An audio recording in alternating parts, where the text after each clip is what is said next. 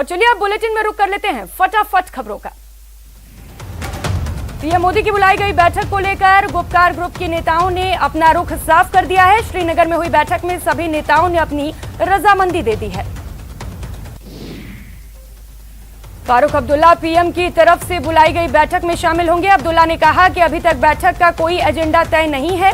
उन्होंने कहा कि हम बैठक में अपनी बात रखेंगे। गुप्कार की मीटिंग के बाद जम्मू कश्मीर की पीडीपी नेता महबूबा मुफ्ती ने भी अपना रुख साफ कर दिया है। महबूबा मुफ्ती ने कहा कि वो दिल्ली जाएंगी, हम बातचीत के खिलाफ नहीं हैं। पीएम की बैठक से पहले महबूबा ने पाकिस्तान के साथ बातचीत का राग अलापा है। बैठक के बाद महबूबा बोली, तालिबान से बात हो सकती है तो पाकिस्तान से क्यों नहीं। विदेश मंत्री डॉक्टर एस जयशंकर संयुक्त राष्ट्र सुरक्षा परिषद को संबोधित करेंगे। एस जयशंकर का यह संबोधन अफगानिस्तान में संयुक्त राष्ट्र सहायता मिशन पर बहस में होगा। कांग्रेस के पूर्व अध्यक्ष राहुल गांधी ने कोरोना की तीसरी लहर को लेकर मोदी सरकार का सहारा लिया है। उन्होंने कहा कि पूरा देश जानता है तीसरी लहर आएगी, इसलिए जो भी गलतियां हुई हैं उन्हें दुरुस्त करना होगा।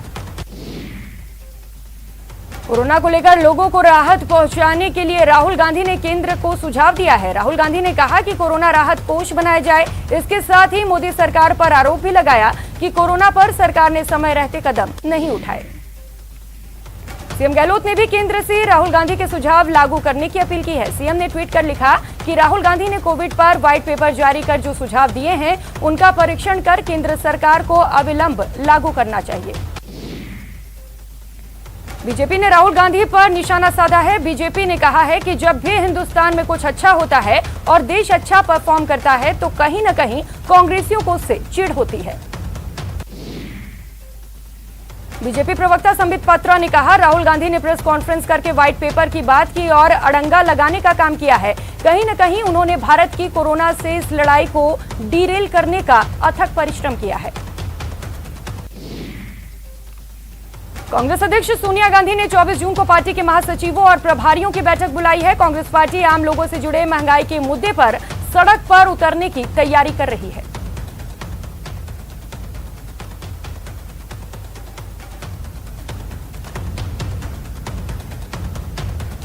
तीसरे मोर्चे के अटकलों के बीच एनसीपी अध्यक्ष शरद पवार आज विपक्षी दलों के नेताओं के साथ बैठक करेंगे। एक दिन पहले प्रशांत किशोर से भी एनसीपी अध्यक्ष मिले थे। पेट्रोल डीजल के दाम फिर से बढ़ गए हैं। एक दिन की राहत के बाद आज पेट्रोल की कीमत 27 से 28 पैसे और डीजल 26 से 28 पैसे प्रति लीटर तक बढ़ा है। आज दिल्ली में पेट्रोल 97.50 रुपए और डीजल 88.23 रुपए प्रति लीटर बिक रहा है। मुंबई में पेट्रोल डीजल की कीमत अपने सबसे उच्च स्तर 103 रुपए से भी ऊपर और 95 रुपए से भी ऊपर प्रति लीटर बिक रहा है। नई गाइडलाइन के लागू होने के बाद देश में वैक्सीनेशन में रिकॉर्ड बना है। एक दिन में 85 लाख से ज्यादा लोगों का वैक्सीनेशन हुआ है। पीएम मोदी बोले, वेल इन इंडिया। अमरनाथ यात्रा इस साल भी नहीं होगी। कोरोना संक्रमण को देखते हुए जम्मू कश्मीर प्रशासन ने इस साल अमरनाथ यात्रा रद्द करने का फैसला लिया है। हालांकि श्रद्धालु 28 जून से बाबा बर्फानी के ऑनलाइन दर्शन कर पाएंगे।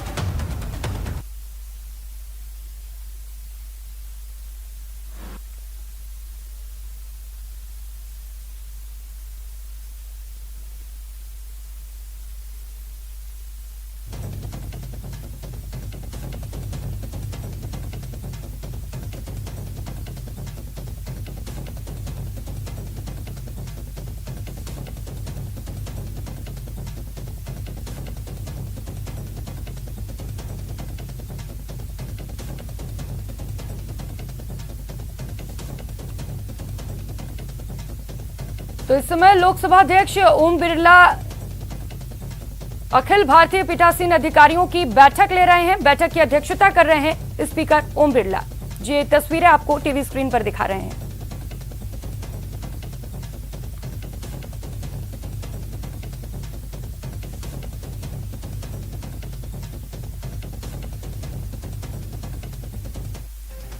और फटाफट खबरों का रुख कर लेते हैं एक बार फिर से। यूपी में धर्मांतरण मामले में सीएम योगी आदित्यनाथ ने सख्ती दिखाई है। सीएम योगी ने आरोपियों पर रासुका लगाने के आदेश दिए हैं। दिल्ली में अनलॉक 4 के तहत और राहत दी गई है। Public park, guards, golf clubs और आउटडोर योग गतिविधियों की इजाजत होगी। रिहायशी इलाकों में सभी दुकानें खुल सकेंगी। प्राइवेट ऑफिसेज में 50% स्टाफ के साथ काम करने की अनुमति मिली। बिहार में लगातार एक हफ्ते से बारिश जारी है। उत्तरी बिहार और सीमांचल क्षेत्र में गंडक, बूढ़ी गंडक, कमला, बालन, कोसी, महानंदा, परमान नदियां खतरे के निशान से ऊपर बह रही हैं। प्रदेश में सियासी घमासान जारी है। इस बीच निर्दलीय विधायकों ने बैठक बुलाई है। इस मीटिंग में 13 विधायक शामिल होंगे, जिसमें प्रदेश के राजनीतिक हालात पर मंथन होगा। निर्दलीय विधायक ओम प्रकाश हडला ने कहा, कल होने वाली मीटिंग को लेकर ये समय कोरोना से जंग लड़ने का है और अभी मंत्रिमंडल विस्तार करने का उचित समय नहीं है। लोकसभा स्पीकर ओम बिरला ने अखिल भारतीय पीठासीन अधिकारियों के साथ बैठक की और कहा कि केंद्र राज्य के सदन की कार्यवाही एक प्लेटफॉर्म पर लाई जाएगी। बीजेपी की कार्य समिति की बैठक के साथ ही बीजेपी प्रदेश सरकार पर जमकर निशाना साधा। नेता प्रतिपक्ष गुलाब चंद कटारिया और राजेंद्र राठौड़ ने कहा कि राज्य सरकार ने कोरोना काल में राजनीति करने का काम किया। वैक्सीन को लेकर जागरूकता फैलाने की कड़ी में अब धर्म गुरु भी आगे आ रहे हैं। इसी कड़ी में महान सूफी संत ख्वाजा मोइनुद्दीन हसन चिश्ती की दरगाह के दीवान सैयद जैनवल ओबिद्दीन ने कोरोना की पहली डोज ली। भ्रष्टाचार निरोधक ब्यूरो ने आज दौसा के लालसोट में बड़ी कार्रवाई करते हुए रिश्वतखोर पटवारी को गिरफ्तार किया है। आरोपी पटवारी विक्रम सिंह राठौड़ को एसीबी ने 25,000 की रिश्वत के साथ गिरफ्तार किया। अलवर की राजगढ़ पुलिस ने महिला से 35 लाख नकद और जेवरात की ठगी करने वाले फर्जी एसडीएम को गिरफ्तार किया है। गिरफ्तार आरोपी विशाल जांगीड़ सीकर का रहने वाला है। 26 जनवरी को महिला परिवादी ने विशाल जांगीड़ के खिलाफ एफआईआर दर्ज कराई थी। अजमेर में जेएलएन हॉस्पिटल के बाहर नर्सिंग स्टाफ ने 2 घंटे कार्य बहिष्कार कर प्रदर्शन किया। इस विरोध प्रदर्शन के दौरान सरकार विरोधी नारे लगाए गए। कोटा में भाजपा युवा मोर्चा ने राज्य सरकार से मांग की है कि प्रदेश में रह रहे पाक विस्थापितों को नागरिकता जल्द दी जाए ताकि उनको सरकारी योजनाओं का लाभ मिल सके। दौसा शहर के बजरंग मैदान में शीतल जल मंदिर का विधायक मुरारी लाल मीणा ने उद्घाटन किया। सत्यनारायण चौधरी की पुण्यतिथि के मौके पर इसका उद्घाटन कर यहां लोगों को बड़ी राहत दी गई। राष्ट्रीय मेघवाल समाज संघ के राष्ट्रीय अध्यक्ष और विधायक रूपाराम का जोरदार स्वागत किया गया। राष्ट्रीय अध्यक्ष बनने पर रूपाराम पहली बार पोखरण पहुंचे। दूधू जल जीवन मिशन प्रोजेक्ट के भ्रष्टाचार मामले की जांच शुरू हो गई है। अतिरिक्त मुख्य सचिव सुधांशु पंत के आदेश के बाद आज जलदाय विभाग की विजिलेंस की टीम जांच करने पहुंची। उदयपुर में फूड पॉइजनिंग से 120 लोगों की तबीयत बिगड़ गई। सभी लोगों का महाराणा भोपाल अस्पताल में इलाज जारी है। दौसा में रात के वक्त गश्त करने गए विभाग के कर्मचारियों पर खनन माफियाओं ने हमला कर दिया है। उन्हें जेसीबी सहित लाठी डंडों और पत्थरों से मारने की कोशिश की। ये घटना बसवा थाना क्षेत्र के झाजीरामपुरा गांव की है। उदयपुर में अखिल भारतीय ग्राहक पंचायत ने जिला प्रशासन को ज्ञापन सौंपा है। बताया जा रहा है कि बाजार में बिक रही खाद्य सामग्रियों को लेकर शिकायत दर्ज कराई गई है। निर्जला एकादशी पर कांगनी का आटा खाने के बाद करीब 167 लोगों की तबीयत खराब हो गई थी। 7 जून को बैंक ग्राहक सेवा केंद्र 9 लाख की लूट मामले में पुलिस ने खुलासा कर दिया है। घटना हनुमानगढ़ के सहजीपुरा गांव का है।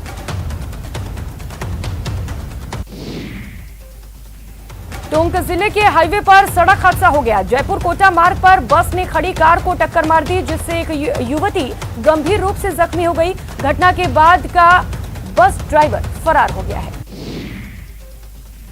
कोटा के रायपुरा इलाके में कीटनाशक के सेवन से एक बुजुर्ग व्यक्ति की मौत हो गई। भेरूलाल ने घर पर ही रखे कीटनाशक का सेवन कर लिया। जोधपुर के महात्मा गांधी अस्पताल को 3 महीने बाद कोरोना मरीजों से राहत मिल गई है। अस्पताल में फिर से सभी विभागों की स्वास्थ्य सेवाएं शुरू कर दी गई हैं। 3 महीने तक एमजीएच अस्पताल को सिर्फ कोविड हॉस्पिटल बनाकर रखा गया था।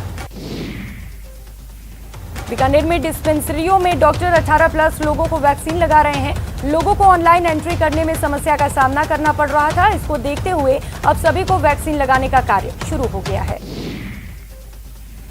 अजमेर जिले के ब्यावर में भुगतान की मांग करते हुए श्रमिकों ने वन विभाग कार्यालय की तालाबंदी कर दी। इन श्रमिकों का करीब 8 लाख रुपए भुगतान बकाया है। जोधपुर डिस्कॉम की लापरवाही की वजह से मेघा हाईवे पर खतरा मंडरा रहा है। पाली हाईवे के बीच सड़क पर 11 केवी का हाईटेंशन पोल जर्जर हालत में खड़ा है। डूंगरपुर में गेहूं कम देने की गड़बड़ी मामले में जिला truck owners road transport cooperative society ने कलेक्टर को ज्ञापन दिया है और कार्रवाई की मांग की है। डेल्टा प्लस नाम के वेरिएंट के केस मिलने शुरू हो गए हैं, जिससे स्वास्थ्य महकमे में हड़कंप मच गया। ये दूसरे वेरिएंट से ज्यादा खतरनाक है। महाराष्ट्र, केरल और मध्य प्रदेश में इसके कई केस मिले हैं। केरल के 2 जिलों में डेल्टा प्लस वेरिएंट मिला है। यहां 3 लोगों में 4 साल का बच्चा भी शामिल है। महाराष्ट्र में ये वेरिएंट 21 लोगों में मिला है।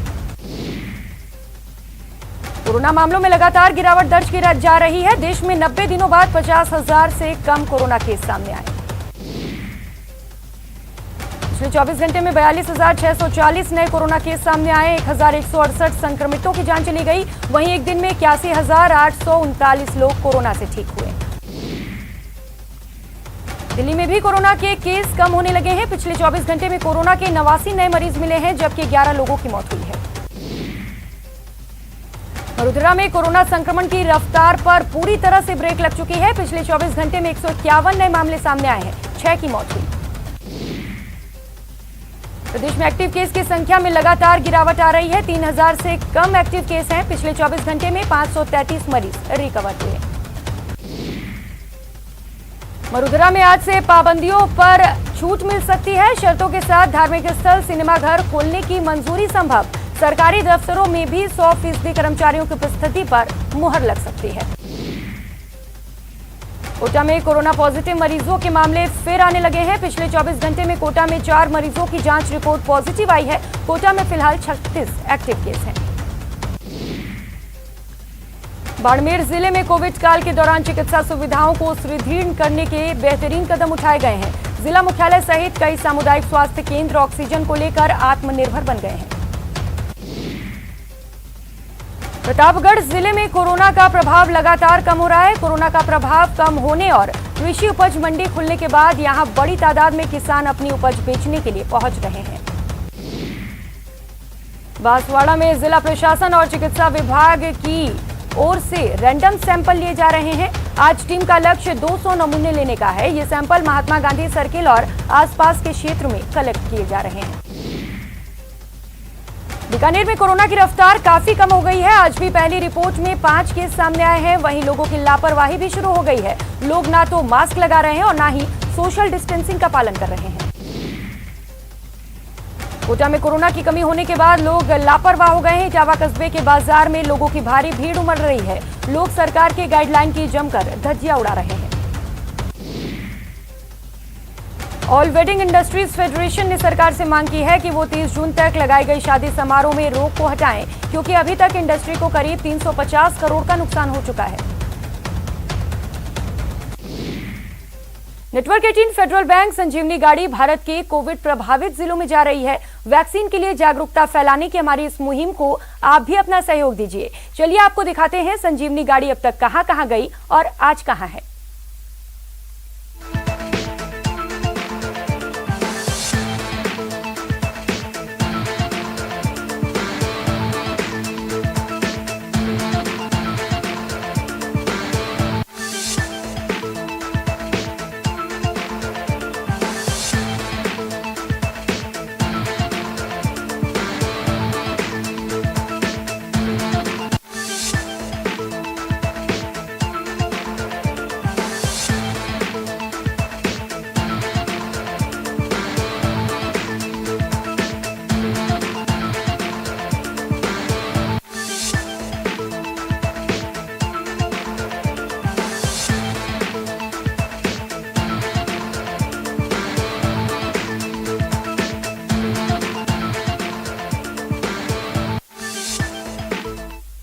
बुलेटिन में वक्त हो चला एक छोटे से ब्रेक का, लौटेंगे फौरन।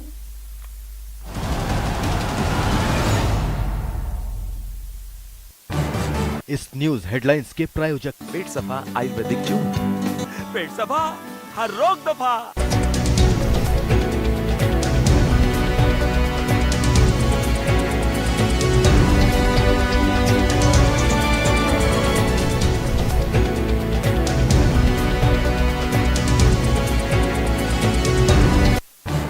इस न्यूज हेडलाइंस के प्रायोजक पेट सफा आयुर्वेदिक जूस, पेट सफा हर रोग दफा।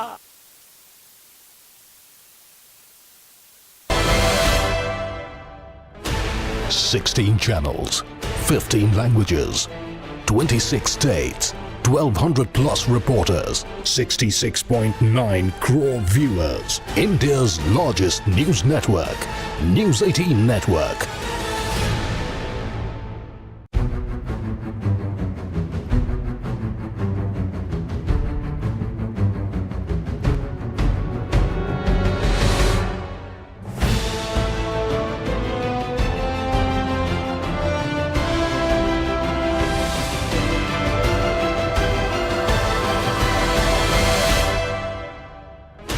$16 channels, 15 languages, 26 states, 1,200 plus reporters, 66.9 crore viewers. India's largest news network, News 18 Network.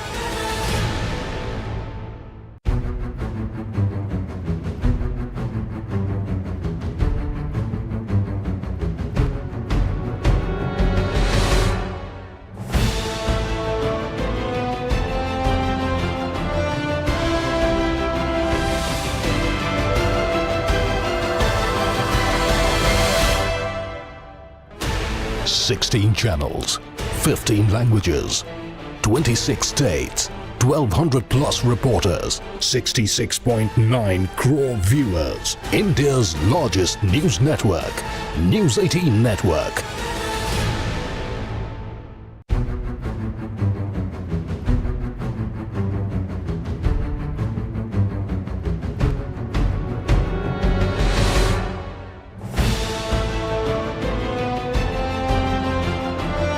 में आगे बढ़ेंगे।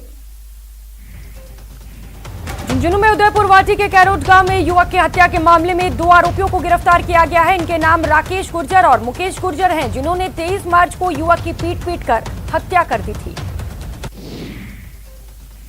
जैसलमेर के मोहनगढ़ पुलिस थाने में तैनात हेड कांस्टेबल ने सुसाइड कर लिया है। हेड कांस्टेबल ने अपने घर पर फांसी का फंदा लगाकर अपनी जीवन लीला समाप्त कर ली। दौसा में युवक की हत्या मामले में बड़ा खुलासा हुआ है। पति पत्नी ने मिलकर युवक की हत्या की थी, जिसे पुलिस ने गिरफ्तार कर लिया है। बिजली ट्रांसफार्मर से ऑयल चोरी करने के मामले में राजसमंद की कुआरिया पुलिस ने 2 आरोपियों को गिरफ्तार किया है, जिन्हें पुलिस ने कोर्ट में पेश कर 3 दिन के रिमांड पर लिया है। भरतपुर की सेवर थाना पुलिस ने राज्य कार में बाधा उत्पन्न करने के मामले में 2 लोगों को गिरफ्तार किया है। 18 अप्रैल को मनोज कुमार ने लुधवाई निवासी 2 लोगों के खिलाफ प्रार्थी के साथ धक्का मुक्की और राज्य कार में बाधा डालने और सरकारी गाड़ी को नुकसान पहुंचाने का मामला दर्ज कराया था।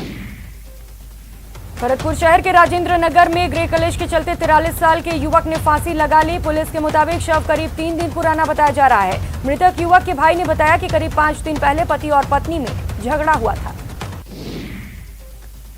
कोचिंग सिटी कोटा अब चाकूबाजी में नई पहचान बनाने जा रहा है। ताजा मामला नाता इलाके का है, जहां 2 गुटों में खूनी संघर्ष के दौरान जमकर चाकूबाजी हुई। अजमेर जिले के पुष्कर थाना इलाके में 11 साल की मासूम के साथ दुष्कर्म के बाद हत्या का सनसनीखेज मामला सामने आया है। ये वारदात पुष्कर के पास खोरी गांव की पहाड़ियों का है। ये मासूम सोमवार की सुबह बकरियां चराने निकली थी। पुलिस ने मामला दर्ज कर आरोपियों की तलाश शुरू कर दी है। चूरू के सुजानगढ़ में ठरड़ा रोड की रहने वाली एक महिला ने नाबालिग बेटी के साथ पुलिस से गुहार लगाई है। इस महिला ने उसकी बेटी के साथ बलात्कार होने की शिकायत दर्ज कराई है। कोटा में दादाबाड़ी पुलिस की कार्रवाई के दौरान धर्मेंद्र नाम के आरोपी को गिरफ्तार किया गया है। इस पर फाइनेंस से खरीदे गए ट्रक को खुर्द कर किस्तें नहीं चुकाने का आरोप है।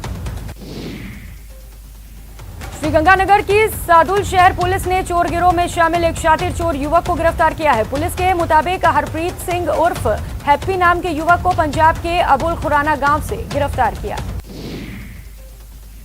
बीकानेर के खाजूवाला क्षेत्र में हिरण शिकार का मामला सामने आया है। वन विभाग और पुलिस की संयुक्त कार्रवाई के दौरान एक आरोपी को गिरफ्तार किया। साथ ही मौके से हिरण का मांस और इस्तेमाल में लाया गया छुरा भी बरामद किया। राजसमंद पुलिस को बुजुर्ग महिला हत्याकार गहना लूटने के मामले में सफलता मिली है। पुलिस ने आरोपियों के पास से लूटा गया गहना भी बरामद किया है। जालौर के चरपटिया गांव में चोरों ने एक किराने की दुकान को निशाना बनाया। ताला तोड़कर चोरों ने 50,000 रुपए का सामान लेकर फरार हो गए। पुलिस ने मामला दर्ज कर जांच शुरू कर दी है। बीकानेर में बिल्डिंग हादसे में मृतकों के परिजनों के लिए मुआवजा की मांग तेज हो गई है। स्थानीय पार्षद और लोगों ने मिलकर मोर्चरी के सामने धरना शुरू कर दिया। भीलवाड़ा एसीबी ने मांडलगढ़ नगर पालिका चेयरमैन संजय डांगी को घूस लेते रंगे हाथ दबोच लिया। पालिका चेयरमैन ने ठेकेदार से बिल पास करवाने के एवज में 23% कमीशन मांगा था। सीकर में एसीबी ने एनसीसी के सीनियर असिस्टेंट को घूस लेते ट्रैप किया। एसीबी ने विक्रम सिंह को रंगे हाथों गिरफ्तार किया। उधर बूंदी में बड़ा खेड़ा पटवारी विकास शर्मा एसीबी के हत्थे चढ़ा। एसीबी ने पटवारी विकास शर्मा को 5,000 रुपए की घूस लेते रंगे हाथों गिरफ्तार किया। जयपुर की मालपुरा गेट पुलिस ने फर्जी पुलिस गैंग का पर्दाफाश किया है। ये गैंग लोगों से अवैध वसूली करता था। युवक के अपहरण और मारपीट मामले में कोटा पुलिस ने 3 बदमाशों को गिरफ्तार किया। फिलहाल पुलिस पूरे मामले की जांच कर रही है। श्रीगंगानगर में एक चोर ने दुकान का शटर तोड़कर दुकान में रखा सामान लेकर फरार हो गया। घटना सीसीटीवी कैमरे में कैद हो गई। धौलपुर के चंबल सीमा के पास स्थित सागरपाड़ा पुलिस चौकी पर पुलिस और रेत माफियाओं के बीच मुठभेड़ हो गई, जिसमें पुलिस ने एक रेत माफिया को गिरफ्तार कर लिया। टोंक में अपराध की घटनाएं लगातार बढ़ती जा रही हैं। यहां एक व्यक्ति ने बकरियां चरा रहे शख्स पर कुल्हाड़ी से जानलेवा हमला कर दिया। नागौर पुलिस ने 5,000 के नामी बदमाश सुनील बिश्नोई को गिरफ्तार किया। आरोपी हत्या के प्रयास मामले में 3 साल से फरार था। नागौर बीकानेर हाईवे पर ट्रक ने आधा दर्जन गायों को कुचल दिया, जिसमें 3 गायों की मौत हो गई। नागौर के पास बारानी गांव की घटना है। मौके से ट्रक चालक फरार है।